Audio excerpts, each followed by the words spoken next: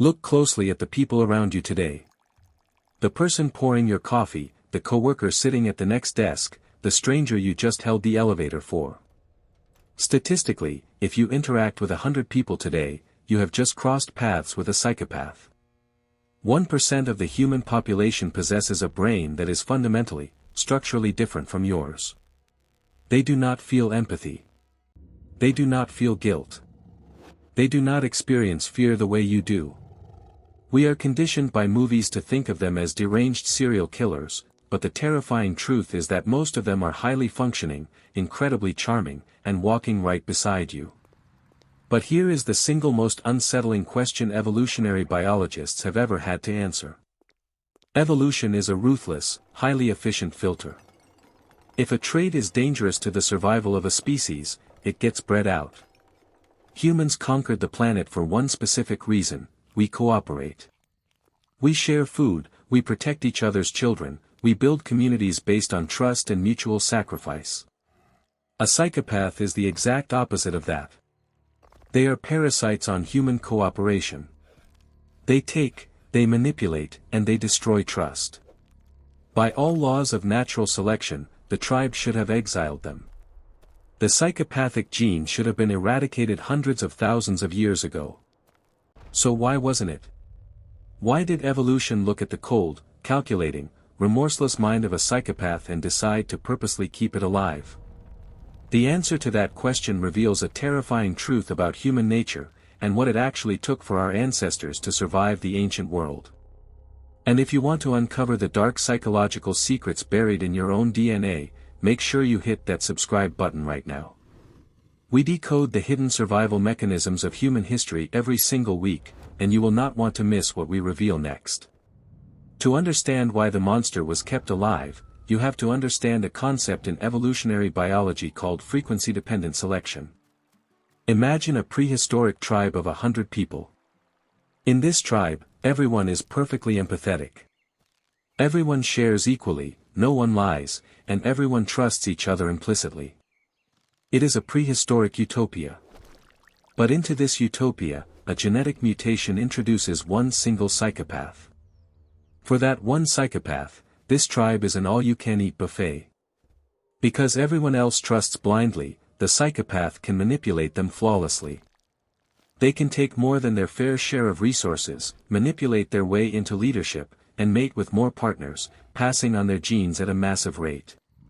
In a world of trusting sheep, the lone wolf is king. But there is a catch. If the psychopaths reproduce too much, and suddenly 20% of the tribe is psychopathic, the whole system collapses.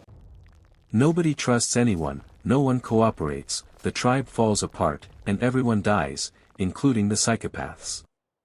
Evolution found a chilling equilibrium.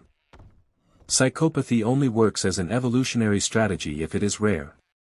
As long as they stay around 1 or 2% of the population, they can perfectly exploit the empathetic majority without destroying the entire society. Evolution didn't make a mistake. It calculated the exact ratio of predators to prey that the human race could tolerate. But seeing them merely as parasites is only half the story. The truth is much darker. We didn't just tolerate psychopaths. There were times when we absolutely needed them. If you are finding this deep dive into the dark side of human evolution fascinating, take a second to subscribe to the channel. We are building a community of curious minds exploring the brutal truths of our past, and having you with us makes the tribe stronger. Join us, and let's keep digging into the dark. Let's go back 50,000 years. The world is not a safe place. Your tribe is facing a brutal, catastrophic winter. Resources are completely exhausted. Another tribe has moved into your territory, and they are hostile. If your leaders are driven by empathy, they might hesitate. They might try to negotiate when negotiation is impossible. They might share food with the weak, ensuring that the entire group starves. Empathy, in a time of extreme survival, can be a death sentence. Now, imagine a leader who does not feel guilt. A leader whose heart rate actually drops in moments of extreme danger. A leader who can look at a rival tribe and coldly calculate that for their own people to survive, the other group must be entirely wiped out, without a single shred of remorse. In the brutal, unforgiving crucible of the Stone Age, a psychopathic mind wasn't always a liability. Sometimes, it was the ultimate weapon. When the tribe went to war, who do you think was the most effective warrior? The man who felt deep trauma and grief over taking a life, or the man who felt absolutely nothing at all? Evolution kept the psychopath alive because, in our darkest, most violent moments, humanity needed monsters to fight the monsters in the dark.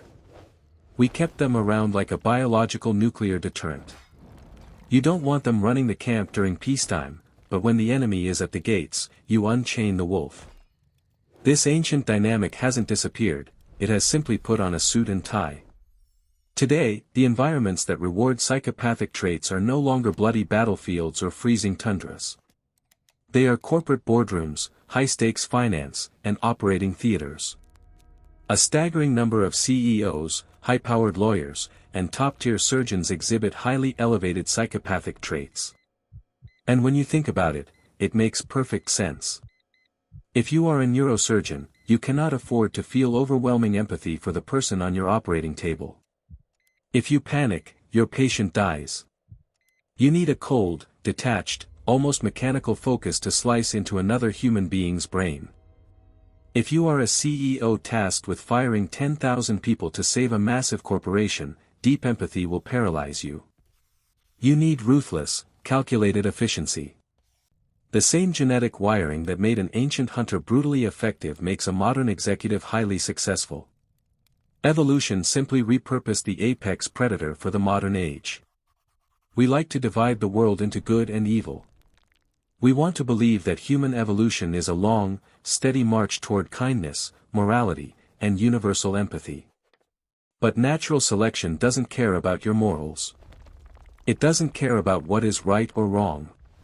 It only cares about what survives. The psychopathic mind was forged in the same evolutionary fires as love, compassion, and art. It is the dark shadow of the human condition, a permanent fixture in our genetic code. They are the sharks swimming in the human ocean. They are dangerous, they are ruthless, and if you aren't careful, they will consume you. But they are also a testament to the brutal, complex reality of how we conquered this planet.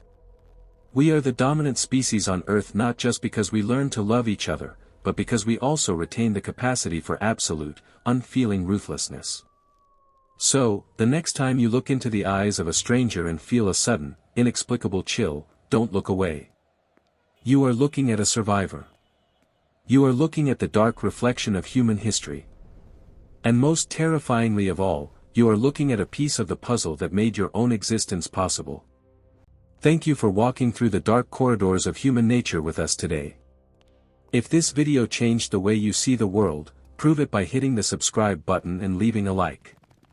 Our tribe is growing, and we want you in it for the next deep dive into history's greatest mysteries. Until next time, watch the people around you, and never forget where we came from.